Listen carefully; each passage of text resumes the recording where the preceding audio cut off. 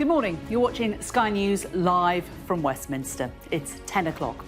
The major breaking story this morning, the publication of the long-awaited report into whether Boris Johnson deliberately misled Parliament over claims COVID rules were broken in Downing Street. The report by MPs on the Privileges Committee has concluded that the former Prime Minister committed repeated contempts of Parliament that merited a 90-day suspension. In response, Mr Johnson has hit back, claiming that the report's conclusion was deranged. Let's take you through the main findings so far. Well, the report concludes that Boris Johnson deliberately misled the House of Commons and the Privileges Committee. It also says it would have recommended that Boris Johnson should have been suspended for 90 days if he had not already resigned as an MP. It recommends that he should not be granted a former member's pass for the parliamentary estate. The report says that the former PM was also complicit in a campaign of abuse and attempted intimidation of the committee. It also concludes that in deliberately misleading the House, Mr Johnson committed a serious contempt, which is defined as an obstruction or interference on the workings of the Commons. Well, the report was published at 9 o'clock this morning. It runs to 30,000 words and 108 pages long. It details the evidence that was gathered, including photos of the events in question. Well, the MPs on the committee had provisionally agreed a suspension long enough to potentially trigger a by-election in Boris Johnson's constituency before he resigned in protest at the findings, attacking the committee as a kangaroo court. Well, in response today, Mr Johnson has released a lengthy statement. Let's read you some of those key excerpts. He said, "The committee now says that I deliberately misled the House, and at the moment I spoke, I was consciously concealing from the House my knowledge of illicit events." He says, "This is rubbish. It is a lie. In order to reach this deranged conclusion, the committee is obliged to say a series of things that are patently absurd or contradicted by the facts." He went on to say about the committee's decision that their argument can be boiled down to, look at this picture. That's Boris Johnson with a glass in his hand. He must have known that the event was illegal. Therefore, he lied. That is a load of complete tripe. That picture was me in my place of work, trying to encourage and thank my officials in a way that I believed was crucial for the government and for the country as a whole, and a way which I believed to be wholly within the rules. He ends by saying, "This report is a charade. I was wrong to believe in the committee or its good faith. The terrible truth is that it is not I who has twisted the truth to suit my purposes. It is Harriet Harman and her committee. This is a dreadful day for MPs and for democracy. This decision means that no MP is free from vendetta or expulsion on trumped-up charges by a tiny minority who want to see him or her gone from the Commons." Well, that lengthy statement from the former Prime Minister is in contrast to Boris Johnson's approach when he was seen running this morning before the report's publication, when he remained tight-lipped. Is this the end, Mr Johnson? Have you run out of road? Will you take responsibility for anything? Have your criticisms of the committee backfired? Well, joining me now is our political editor, Beth Rigby. Beth, a 90-day suspension, the recommendation that his House pass is denied. These are serious conclusions for Mr Johnson, whatever he says in his response. They are really serious conclusions, and actually, the more that you read through this document, the more you have to think that part of the severity of the sanctions were not just the original moments where the report concludes deliberately misled Parliament over what he knew about events in Number 10 during lockdowns, but how he subsequently handled this investigation. Because the committee says explicitly in its conclusions that he was complicit in the campaign of abuse and attempted intimidation of the committee. It talks in the report about the attempts to undermine the legitimacy of the committee and that this is an attack on democracy itself. And they have come out the other end of this very painful, long process, 14 months. And I should remind you that this is a cross-party committee. The majority is Conservative MPs. It has come out after this torturous period with a bigger sanction than any of us expected. I think that is fair to say. There was talk before, around the time of the hearings, would they even go to the 10-day plus recommendation of suspension? Because that, Jane, means that the Prime Minister, or the then Prime Minister, the former Prime Minister, could have been subject to a recall petition in his constituency. That basically means that if enough constituents sign it, they rerun a by-election so you can get kicked out of Parliament. So there was a question at the start of all this, well, would they have the guts to do that? Because he is a former Prime Minister with a big base. But they went much further than that. And I think that speaks, number one, to the fact that this report in great detail goes through why the MPs do not think his arguments are legitimate. I think, two, the undermining of the committee that we've talked about. But I would say one other thing about this, Jane, and I think this will now begin to emerge. By recommending such a stringent sanction on a former Prime Minister, by recommending that his pass should be removed, what you can already see now is that the criticisms that Boris Johnson laid out very clearly on Friday when he resigned from Parliament, saying that this was, or announced his intention to, saying it was a kangaroo court and a political stitch-up. Now, they've said that that's additional contempt of Parliament, so that has gone against him in terms of the committee, but it has given supporters something to rally around. The committee is overreached, and watch for that in the coming hours, the fight back by Johnson allies. OK, Beth, lots more from you throughout the morning here on Sky. But let's quickly cross to our deputy political editor, Sam Coates, who's been looking at a bit more forensically at the report document itself. And Sam, what can you tell us? So here it is, Jane. It's 108 pages and it's absolutely damning. Let's take you through, first of all, some of the conclusions. Now, the committee, which has been sitting for, almost a year, gathering evidence, taking visits, and then holding those explosive series, starts its report with its conclusions. Now, it says that Boris Johnson repeatedly and continually denied the facts. For example, his refusal to accept there were insufficient efforts to enforce social distancing at gatherings. They say another thing that they have concluded is that he closed his mind to facts that was so obvious that the only conclusion that could be drawn was that he was deliberately closing his mind. I think it's quite hard to call him a liar. These sorts of statements are an attempt to get as close as they can within parliamentary language. They say that Boris Johnson sought to rewrite the meaning of the rules and guidance to fit his own evidence.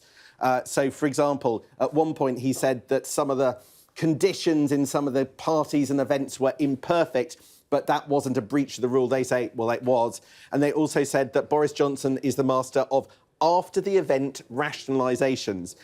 And the example there is that, for instance, when he said he was baffled as to why he got a fixed penalty notice, they say that's quite instructive. They conclude, we came to the view that some of Mr Johnson's denials and explanations were so disingenuous that, by their very nature, they were deliberate attempts to mislead the committee and the House. And that is one of the reasons why here in the conclusion, in the summary, they decide that they are going to recommend that unprecedented sanction, 90 days for repeated contempt of Parliament for deliberately misleading the House, deliberately misleading the committee, breaching the confidence by leaking the report, impugning the committee and being complicit in a campaign of abuse and attempted intimidation of the committee, and that he should now be removed of his pass.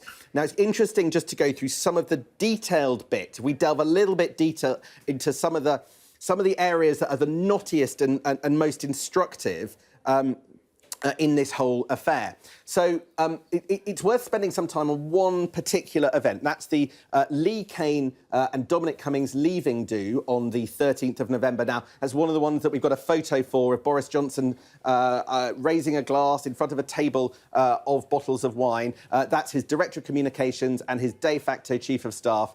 And they say Boris Johnson argued that this was legitimate because both of these individuals, after a fairly acrimonious period, were leaving, and it was important for him to be there and give reassurance. It was necessary for me to steady the ship. Now, first of all, they conclude, after a visit, that actually no social distancing was observed. There's something that Boris Johnson admitted was imperfect, but didn't see as a breach. But really here, this is a good example of the whole approach of the committee, because what they say is that the reason that they come down against the former Prime Minister is because they don't believe that if there was one of those press conferences that we saw during the coronavirus pandemic, and he was asked at those whether leaving dues to maintain staff morale were permitted under the rules and guidance in force at the time, they do not believe, the Tory-dominated committee do not believe that he would advise the British public that it was OK. And it's that charge of hypocrisy and, as they call it, post-facto justification, in other words, as it were, coming up with a new argument after the event, that they come back to time and time again in this report, as you can see. Here's another one. You will remember the number of times that Boris Johnson said that he was repeatedly assured by officials that the events that are being talked about didn't breach the rules. So the committee did a deep dive. They went into quite some detail about why they thought about whether or not that claim was true. And what they find is that Boris Johnson actually got advice, not from lawyers, but from two figures, both in the press office, who are not lawyers. He said their views were good enough perfectly possible for those two to consult lawyers, but they were the only two people that he spoke to. He did not speak to the Cabinet Secretary, Simon Case. Simon Case told this inquiry that he didn't give him any kind of assurance that all the events were legal. And critically, look at this, it's in the middle of your screen right now. Boris Johnson was asked, well, did anyone else, did any other official give you advice saying that all these gatherings were legal? And he said, well, maybe one advisor I can think of who's asked me not to be named. And then his lawyers, Boris Johnson's lawyers, wrote to the committee after that sensational hearing a few months back, and says, on reflection, Mr Johnson is still not sure of these matters and doesn't wish to speculate. So just pause for a moment. Boris Johnson repeatedly told the committee that he was repeatedly told that the gatherings were legal, and yet when asked by who, it was a couple of press officers, and it was maybe twice. So repeatedly on this occasion means probably no more than two. And so the committee say, you might have thought that the Prime Minister, when challenged on this at Prime Minister's questions, was reflecting a civil service view that it was all fine. In fact, that was just based on a couple of press lines to take, didn't emanate from anyone senior, didn't come from lawyers, and they think that is a problem, and that his attempt to claim at Prime Minister's questions to MPs that it was all fine and that it was based on a significant reassurance just simply isn't true. That's the kind of tenor of the report. You have all the way through this report, example after example of the MPs going into detail and finding that Boris Johnson, effectively his justifications are limited. What he is doing is, they feel quite clearly a multiple breach of the rule. You can see the photos. We've seen them before. That's the party that I was just talking about, the Lee Kane, Dominic Cummings leaving do. A lot of commentary, a lot of the response from Boris Johnson will be about how he thinks that this kind of gathering is OK. You heard from his statement, he was just trying to reassure staff.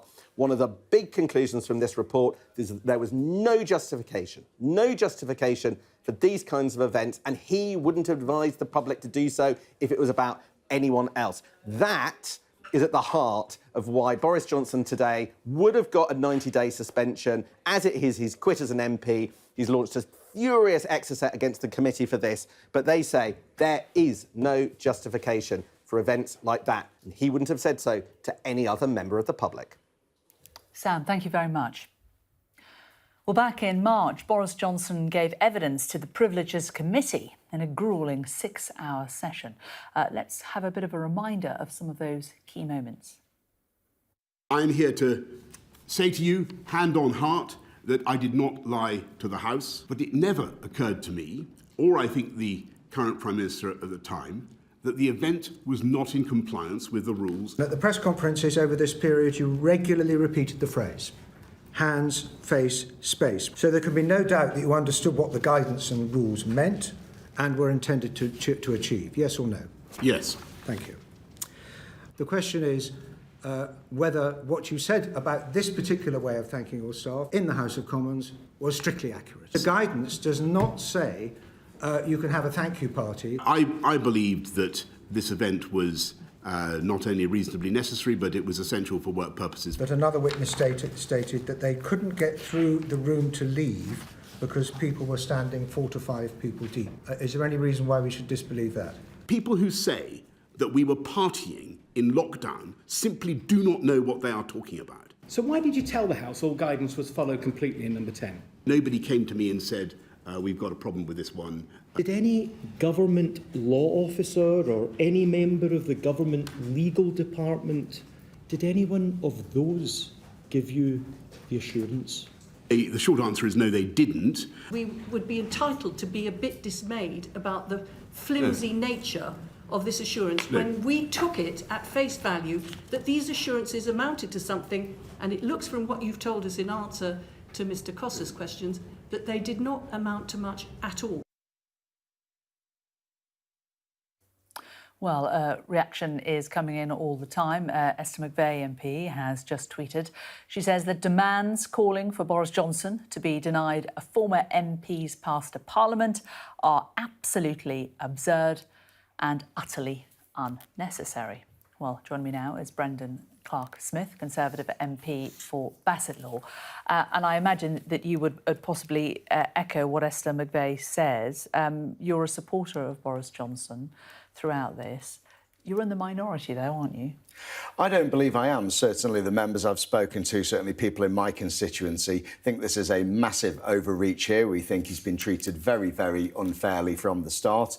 Now, I haven't said too much. I've waited for the report to come out. I think you have to do that and you have to treat the committee with respect and to be able to do its conclusions without being interfered with. But now I've read them, really, I think people's worst fears have been confirmed there. And Boris Johnson, quite rightly, has had a rebuttal of many of those things. Now, obviously, they must have some kind of crystal ball and see into people's minds and what they knowingly did. But this 90-day suspension and taking somebody's pass off, though, and now any reasonable person can think that that's an acceptable punishment. I don't know, Jane. Well, that's partly, we understand, heightened because the fact that he breached the committee's confidentiality by releasing a press release on Friday night when he wasn't meant to. So fundamentally, he appears to have shown a certain amount of disregard and contempt for the committee, which they have spelled out. This was a system that he created. He's been hoisted with his own petard here, hasn't he? Well, I think in terms of confidentiality, I think most of us have been getting a running commentary of what's been going on because the Times has been putting it over Twitter most of the time. So in terms of wherever this has come from, it certainly hasn't been Boris Johnson.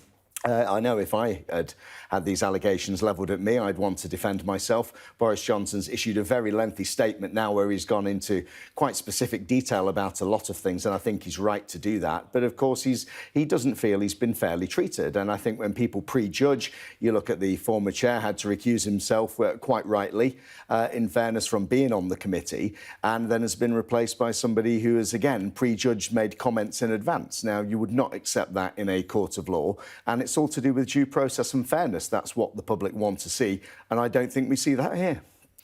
This committee essentially found that it's not that Boris Johnson broke the rules in having these events. It's that he came to Parliament, he knew he'd broke the rules, he'd asked his colleagues if he'd broken the rules. They said, we think you have broken the rules, don't say you haven't in Parliament. And he still went ahead and said so in Parliament. It's lying to Parliament, that's fundamentally. It's showing a disregard for the democratic structure of our country. But Boris was very clear in the evidence he got that he was giving that statement with the information that had been provided to him. Now, when I was a minister, I would have statements prepared for me, I'd read them off, and if you make a mistake or the information is wrong, sometimes you will come back to the House and you will correct that. And Boris Johnson did that when he was made aware that there were things going on that he wasn't particularly aware of. But they said that he then lied again to them as a committee.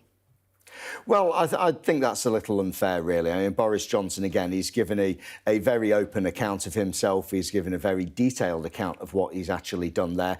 And really, they've got no evidence at all or proof that he knowingly misled the House. And I think this is a very, very unfair on Boris Johnson. But I think it also has some quite serious consequences for the rest of us as Member of Parliament. Now, I feel very, very uneasy with MPs removing other MPs or having that decision. We are put there by the electorate, by the people of this country. And yes, we do have to maintain standards, but we should not have people going after people that they don't like, having opinions on them and being able to remove them from the House of Commons. And I think that is very, very wrong. It's not opinions they don't like. They say he lied. And voters want MPs, especially MPs who are the Prime Minister, to tell the truth. Well, absolutely. And as Boris Johnson has said, he believed with what he was saying was the case at the time. And when he found out that some of that information was wrong, he went and corrected that. Now, what you've also got is various arguments that overreach. For example, things concerned with the Metropolitan Police. It's very clear what the law actually is. There was only one incident where a fine was issued there. If I'm honest, I don't think I'd have accepted a fine, or many of my constituents would with that. But the Prime Minister at the time put his hands up, as did the current Prime Minister. I thought, again, that was very unfair, that fine that was there. And that was the only thing that is mentioned. I think it's gone far beyond that remit, where it's actually almost interpreting and making up the law itself as to what they think the law should be. And now, of course, there are questions arising about other people's conduct as well. Now, I would hope I wouldn't make any conclusions about that at all until they've had a fair hearing, they've been listened to, and I won't prejudge them on that. Unfortunately, that's not a courtesy that's been extended to Boris Johnson. You say that you don't think you're in the minority in terms of coming here to defend him and support him, but from those we've spoken to, it appears that the majority of Conservative MPs largely want him to shut up. I mean, we will find out next week when this report is presented to the House and MPs get an opportunity to vote on it, what the majority of Conservatives do think. But do you accept that he is still damaging the Conservative Party? Well, I wouldn't have had this in the first place. I think it's wasted a lot of parliamentary time. I think we could be getting on with a legislative agenda and a lot more important things that are going on there. And people want to see an end to it, and I completely get that. And we've had a very difficult year. The polling is very difficult, and divided parties don't win elections. So I do hope that we're able to come together and put this behind us. But before then, I think there's some unfinished business, and this needs dealing with on Monday. Brendan Clark-Smith, we appreciate you coming in and talking to us. Thank you. Well, it has been a fascinating hour or so here in Westminster. We're going to get lots more reaction to this report from the Privileges Committee into Boris Johnson's conduct. Stay with Sky News for all the latest on this breaking story.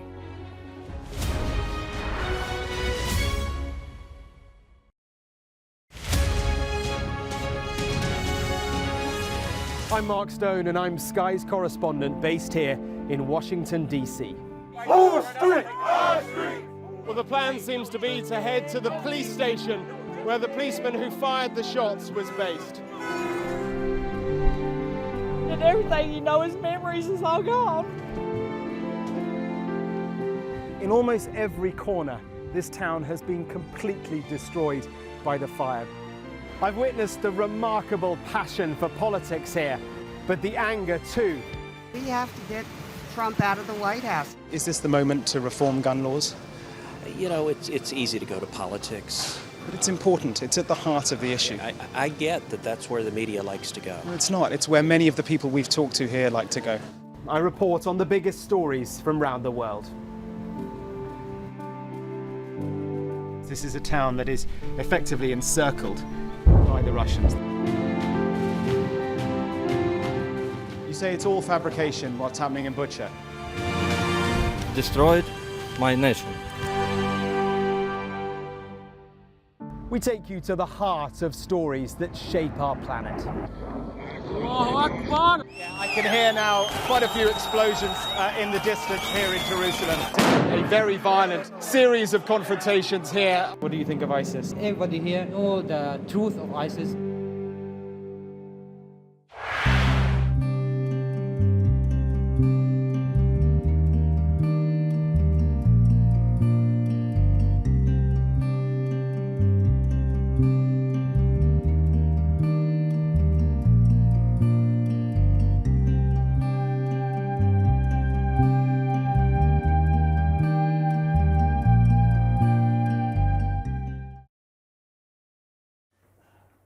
Welcome back. We're discussing the major breaking news story this morning, the publication of the long-awaited report into whether Boris Johnson deliberately misled Parliament over claims COVID rules were broken in Downing Street. Well, the report by MPs on the Privileges Committee has concluded that the former Prime Minister committed repeated contempts of Parliament that merited a 90-day suspension. Well, our Deputy Political Editor Sam Coates has been taking a closer look at the report document itself. Sam, what can you bring us? So you heard the main charges by the committee a few moments ago. One of the interesting things was in that main report, it said that there were 16 new events in Number 10 and Chequers that they didn't know about before, that they'd been told about by government lawyers that were potentially problematic. Boris Johnson denied that they were a problem, but they couldn't investigate because they didn't have time, but potentially would have resulted in more sanctions for Boris Johnson. And now it turns out there is more new information. Not just new information, there's a second report that actually is linked to by the first report. Additional material not previously published, which was relied upon by the committee. Now, we're just starting to go through this second document, and I've just got time to bring you one thing from it. We're going to go, for those with it, enjoying it, it's on page 9. Let's have a look at this. This is the testimony of a junior official in Number 10. Now they blacked out who exactly it was, and they worked effectively in the press office and the political advisor's office, and there was a vestibule connecting all three rooms together. They said that they started in 2018. Now, back in 2018, in Number 10, they used to have a thing called Wine Time Fridays. They were calendared weekly events in our Outlook diaries starting at 4 p.m, where the press officers would gather on a Friday to have drinks. During the pandemic, Number 10, despite setting the rules to the country, was slow to enforce any rules in the building. That's a sensational sentence. So here we have a junior whistleblower saying that Number 10 was telling the country to do one thing, and inside Number 10, they were doing something else. The press office Wine Time Fridays continued throughout. Social distancing was not enforced, and mask wearing was not enforced. I once inquired to somebody whose name's been redacted in March 2020, so about 6 weeks into the pandemic, 4 to 6 weeks into the pandemic, to somebody who wasn't named, whether we should be wearing masks, and was told that the science advised that there was no point and that it would have very little effect on the spread on COVID. At that point, by the way, I think that's probably quite widespread. All of this was part of, however, of a wider culture of not adhering to any rules. Number 10 was like an island oasis of normality. Operational notes were sent out from the security team to be mindful of cameras outside the door, not to go out in groups and social distance. It was all a pantomime. So Sky News would be standing outside Number 10, obeying the rules, talking about the rules, and talking about everywhere else in the country. Inside, they were not adhering to the rules and just told, be careful when you go out the door. Then there's a really interesting bit at the end. Birthday parties, leaving parties and end-of-week gatherings all continued as normal. Those responsible for the leadership in Number 10 failed to keep it a safe space and should have set the rules from the start that these gatherings should not continue. It was only more than a year into the pandemic that Number 10 set up a one-way system and desk divider sections. That's incredible. That's a junior whistleblower for the first time saying there was absolute free-for-all in Number 10 and there was only an instruction, make sure when you go out the front door, if the cameras are there, to look like you're social distancing. That is damning. Jane. Sam, thanks very much. We've got plenty more on this breaking news. After the break, I'm going to talk to a representative of the nighttime industries who says workers in his sector will be outraged by the report's findings. We'll be putting those points that Sam's just raised to him as well.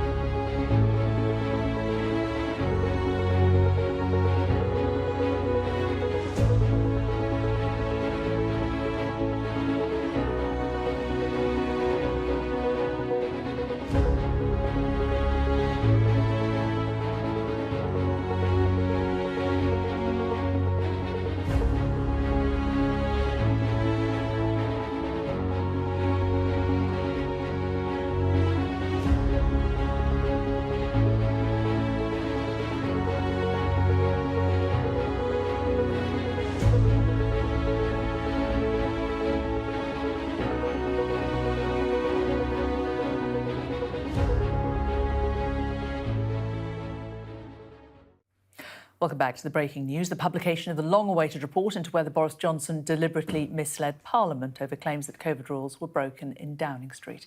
Well, the report by MPs on the Privileges Committee has concluded that the former Prime Minister committed repeated contempts of Parliament that merited a 90-day suspension. In response, Mr Johnson hit back, claiming the report's conclusion was deranged. Let's take you through its main findings. Well, the report concluded that Boris Johnson deliberately misled the House of Commons and the Privileges Committee. It also says that it would have recommended that Boris Johnson should have been suspended for 90 days if he had not already resigned as an MP. It recommends that he should not be granted a former member's pass for the parliamentary estate. The report says that the former PM was also complicit in a campaign of abuse and attempted intimidation of the committee. And it also concludes that in deliberately misleading the House, Mr Johnson committed a serious contempt, which is defined as an obstruction or interference in the workings of the Commons. Well, the report was published this morning at 9 o'clock. It runs to 30,000 words and is 108 pages long.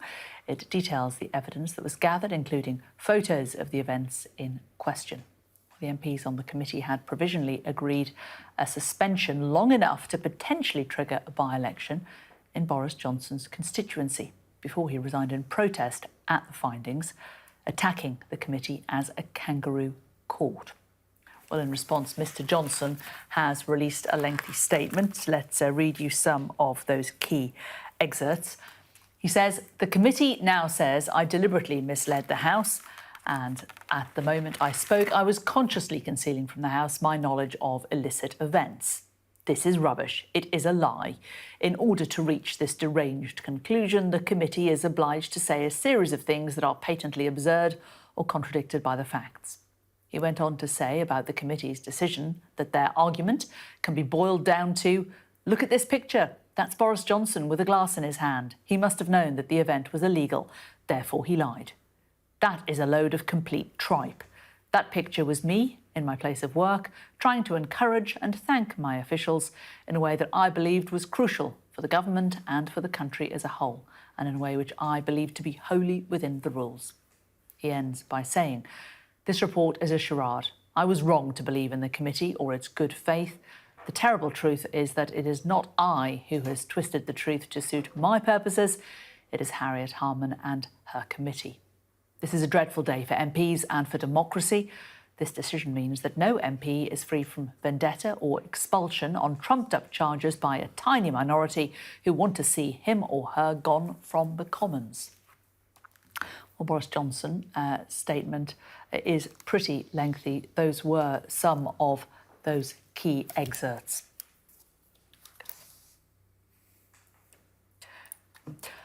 Well, let's bring in Joe here, who's joined us in the studio. I mean, Joe, a 90-day suspension is reading between the lines that the supposition that they were going to give him a big suspension, but that suspension has got even bigger since his action on Friday. It's not clear, but if you look at what they are giving him the suspension, proposed suspension for, it does include a claim by the committee that he was complicit in a campaign of abuse and attempted intimidation of the committee, that he's impugned the committee, as well as you say, deliberately misleading it. Of course, 90 days is twice as long as Liz Truss was Prime Minister. This is certainly longer than anyone had expected, and there were some members of the committee who wanted to go yet further to expel Boris Johnson from the Commons. Both Alan Dorrans, the SNP MP, and Yvonne Forvag of the Labour Party voted for that. The full Conservatives opposed it. Harriet Harman didn't vote because as chair of the committee, she only votes if there is a tie. What I think the committee are trying to do, because this is an unprecedented situation, is set a precedent. So in future, politicians, in particular senior politicians, are very careful about what they say in Parliament and, of course, about correcting the record of what they have said in Parliament. Basically, a warning shot here, I think, for senior politicians. They make it very clear that it's not just that anyone has said this, it's that the guy in the top job at an incredibly tense, fraught time on an issue which really mattered not just to Parliament but to the country. And ultimately, the committee, Jane, are saying that they don't believe that Boris Johnson's defence is credible. They don't believe it is credible to say, as he did, that some of these events were about maintaining morale for staff. They said he effectively knew the rules. It's highly unlikely that he genuinely believed what he said to the House. Now, as you know, Boris Johnson, in that incredibly long statement, about 4 pages in my printout, is very angry. The anger very clear. He ends by saying, for the Privileges Committee to use its prerogatives in this anti-democratic way to bring about what is intended to be the final knife thrust in a protracted political assassination, that is beneath contempt. Ultimately, though, it's his successor who will have to pick up the pieces. You've already seen in your interview with Brendan Clark-Smith that Boris Johnson does have some support on the Conservative backbenches. Mr Clark-Smith saying that this is massive overreach by committee.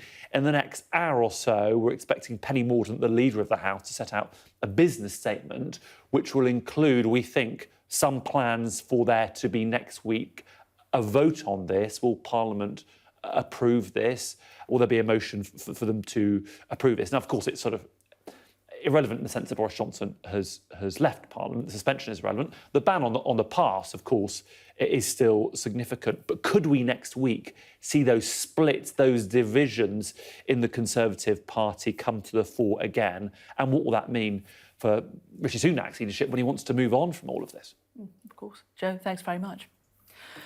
Well, of course, thousands of hospitality and entertainment workers across the country were among those whose professional and personal lives were severely affected by the lockdown rules during the pandemic. Let's talk now to Michael Kill, who's Chief Executive of the Nighttime Industries Association.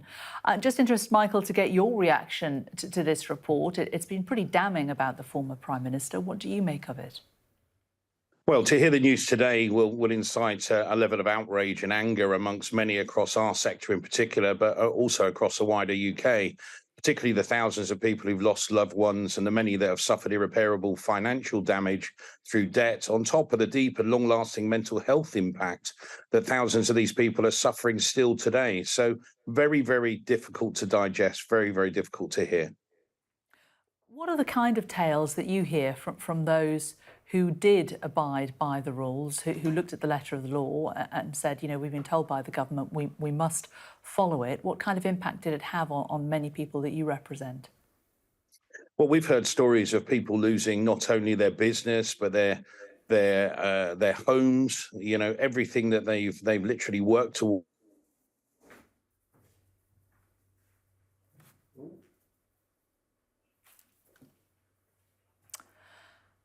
Oh, sorry about that. We've got a few technical difficulties with Michael Kill. We're going to try and re-establish that link. But in the meantime, let's just remind you of some of the details about the report. Now it's been published.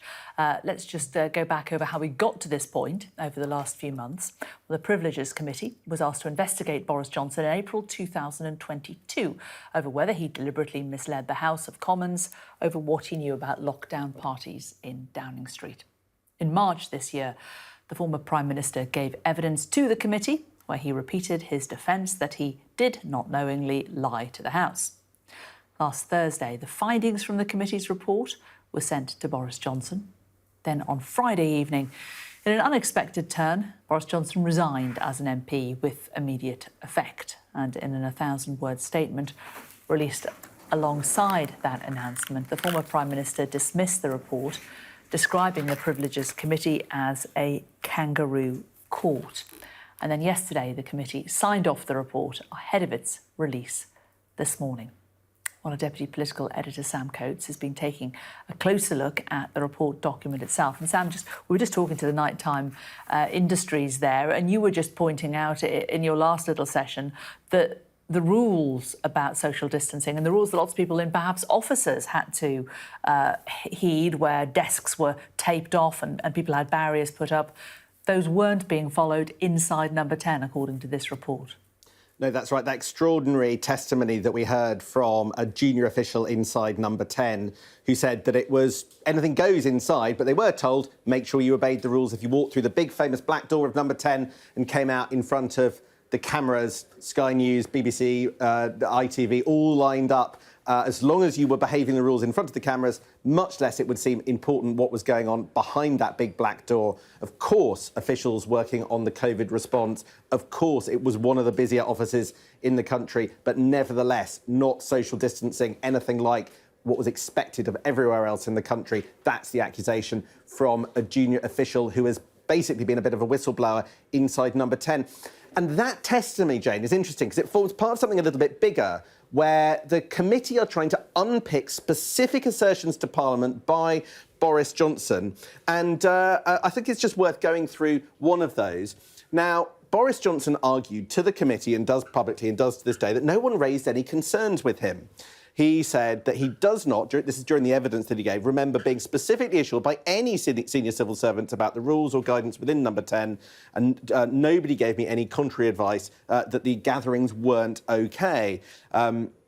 Nobody came to him and said, look, we've got a problem with this one, you might need to worry about it. So what the committee's done is it's gone through a note of specific instances where it basically is suggesting that that's not quite right. In response to this argument of silence, the committee note that the senior official, you'll remember Martin Reynolds, who sent out the infamous party invitation, did directly question with Mr Johnson whether the guidance had been followed at all times. So there was a question. Now, Martin Reynolds recently, last few days, received an honour, of course, from Boris Johnson, his resignation honours, actually said that after that discussion, he concluded that the rules were being followed, but nevertheless, there was a discussion then. Other Number 10 officials, including its senior advisers, did express concerns. Here we've got one, former Director of Communications, Lee Kane. He gave evidence to the committee that when he saw the email invitation, he saw it clearly as a social breach, or other WhatsApps. Clearly, the committee don't believe Boris Johnson was never warned. OK, Sam, thanks very much. All right, we think we've re-established connections. Let's go back to Michael Kill, the Chief Executive of the Nighttime Industries Association. And Michael, just wanted to put it to you, some of the things that Sam was talking about there, the fact that the social distancing that lots of companies were having to abide by wasn't actually happening inside Number 10, it seems. What's your reaction to that? Well, it's a travesty. I mean, if you hear the stories, the work that had to be done within some of these premises, the spend that was undertaken to get them to a point where they could just barely operate to cover costs. I mean, it's devastating to hear this news. To adhere to these measures that they set out themselves was not. And in terms of our industry, they are going to be devastated, and they are going to be looking to government to wrong this irreparable right moving forward. I appreciate that the Prime Minister at the moment wants to leave this behind, but this is, way too big a void, an issue that has been presented here that needs to be addressed. What would you like the Prime Minister to do? How could the current Prime Minister address this? Well, we've been, for a long time now, pushing towards some specific tax cuts that we've been asking for. We missed them in spring in terms of the budget, but we are advocating for a VAT cut in the coming autumn budget. And we are going to be pushing hard alongside a huge range of associations from the industry and many of the businesses just to be able to gain that financial headroom to survive. This isn't a moment of profit. This is a moment of survival with industrial action, with all of the challenges that we've faced, including cost inflation. I think the government with this news owes us that to move things forward. Boris Johnson's defenders, though, say that he's been unfairly treated. We're getting a response from his supporters all the time. They say that this committee has massively overreached its remit. He himself says it's a charade, the conclusions are deranged and the charges are trumped up. What do you make of that? Well, we always go back to a really simple thing. There is no smoke without fire. As you can understand, we are relying on the committee to investigate thoroughly and be transparent in the same way that we're looking for the COVID inquiry to do a similar thing over a longer course of time. So for us, as you can appreciate, the news that's come out today, the findings from the report are devastating. We await to hear more of the detail as we move forward. But the COVID inquiry will also address this, and I'm sure will come forward with relevant initial findings and information, not only in terms of future-proofing ourselves, but also the mistakes and challenges that we've faced. But it's hugely concerning to hear this initial report with regard to the Prime Minister or former Prime Minister and his position on this. It's definitely not instilling us with confidence. A wider question, just, I'm interested in. I think a lot of people's habits have changed as a result of COVID as well, being all separated and in separate flats and homes for such a long period of time. Seems to have certainly dented a lot of people's appetite to go out and enjoy themselves in large groups. Do you think the nighttime industry will ever truly recover? Do you think we will get back to how things used to be? Well, we saw in a report early part of this year, we've lost billions of pounds worth of revenue, not only to the pandemic and the challenges we faced there, but the double dip in terms of the cost inflation crisis, and also industrial action has had a huge hit because of consumer mobility. So for us, we've had, some quite clear-cut, identifiable challenges. As we reopened out the back end of the pandemic, we saw a real drive for people to return to physical experiences, particularly the social and cultural experiences that we represent. But as you can understand, as they start to feel the pinch in terms of the inflationary pressures, we are starting to see that ease now. And what we have an issue with is we're being squeezed between the increase in opera come out as readily in terms of the frequency of visit, dwell time and spend. So where we are at the moment is a very compromised position, and we're heavily reliant on government to consider this moving forward, given things like the energy costs, which we're starting to see ebb, but are nowhere near the position that we need them to be so that we can sustain this operating period up until the autumn budget, which we're hoping to have something off the back of. OK. Michael Kill from the Nighttime Industry Organisation. Really good to talk to you. Thank you for joining us today. Thank you. Well, this is Sky News Today, and coming up, we're going to get more reaction to the Privileges Committee's report, which concludes that Boris Johnson lied to Parliament repeatedly over parties that broke COVID lockdown rules. And we're going to be talking to a representative of the COVID-19 Bereaved Families for Justice group next.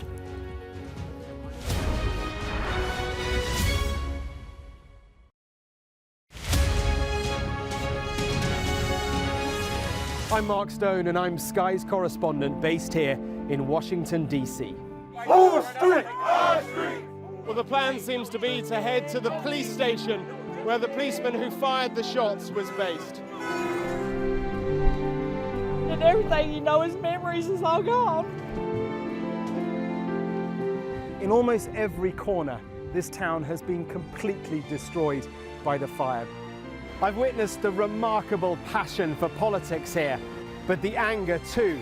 We have to get Trump out of the White House. Is this the moment to reform gun laws?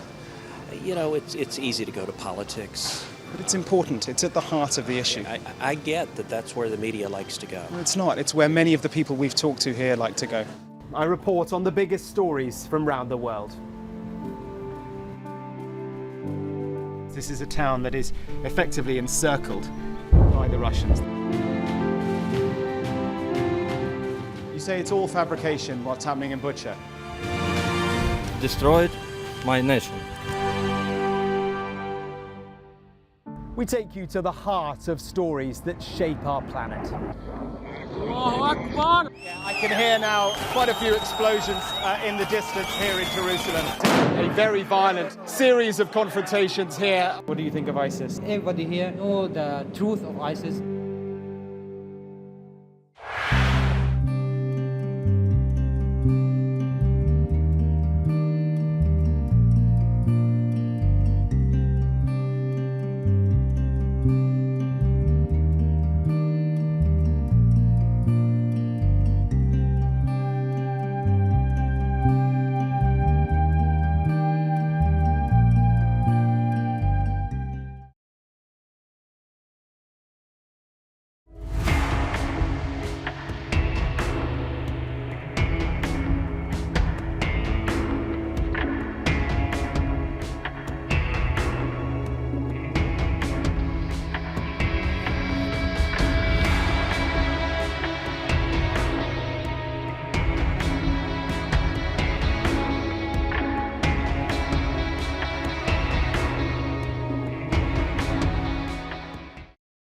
It's like it's like better.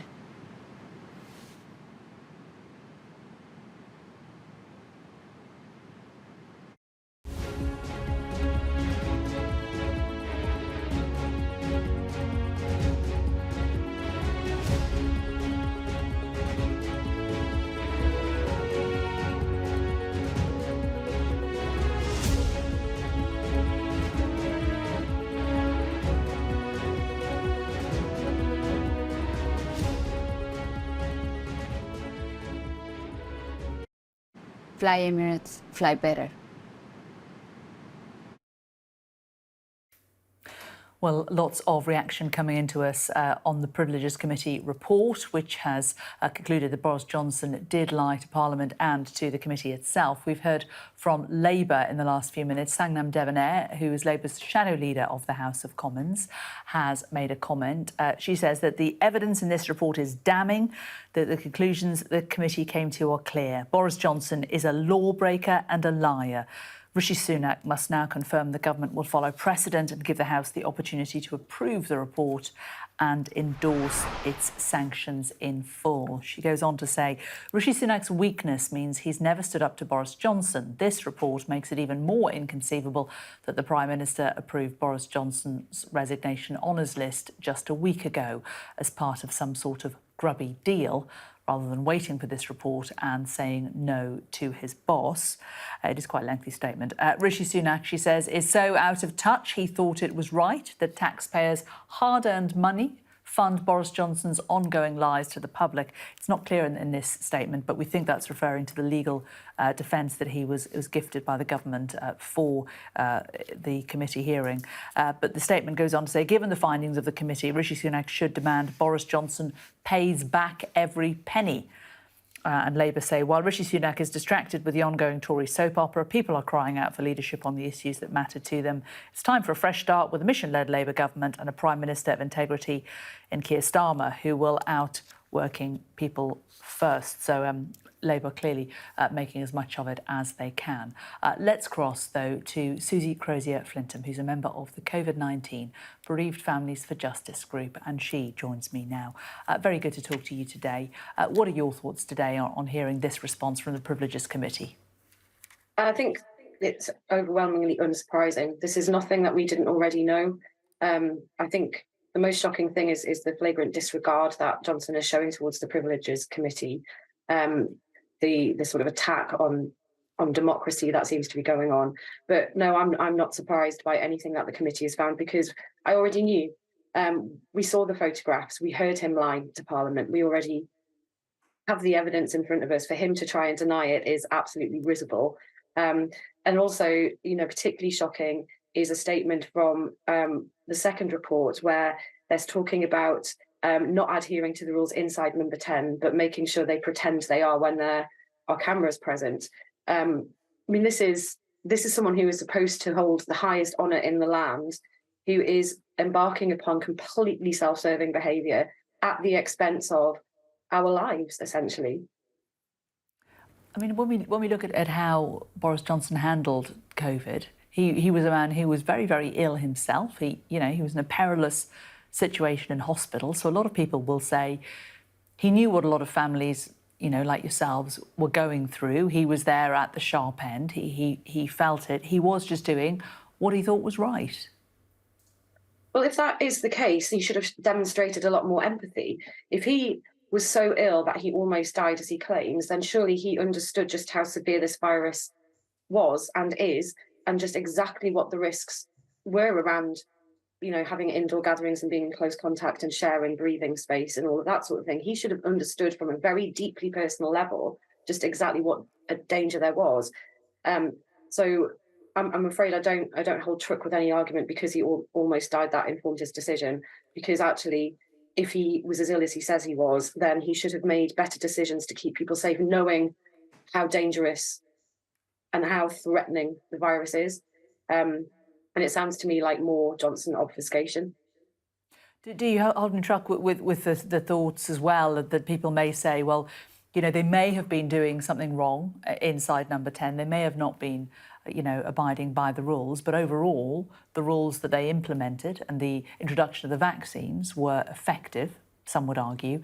And by, that almost that is the bigger thing. That is the more important thing. What do you make of that? I think the point is that, by March 2020, we'd already seen across the world the effects of the virus. We had those dreadful scenes from Spain, from the care homes in Spain, as well as news coming out of China and other countries. So, the fact of the matter is that we didn't do enough. We didn't do it quickly enough. And any other argument, that, vaccine rollout, yes, that was absolutely fantastic, utterly amazing. And but actually there were measures that we could have put in place a lot earlier and a lot harder that we just simply didn't do. And the vaccine is like one weapon in your arsenal. There are other weapons in your arsenal that you can employ in order to fight off the enemy that was the virus, and they just weren't employed or deployed efficiently enough at the beginning. We're going to have to leave it there. Susie Crozier-Flinton, very good to talk to you. Thank you for joining us.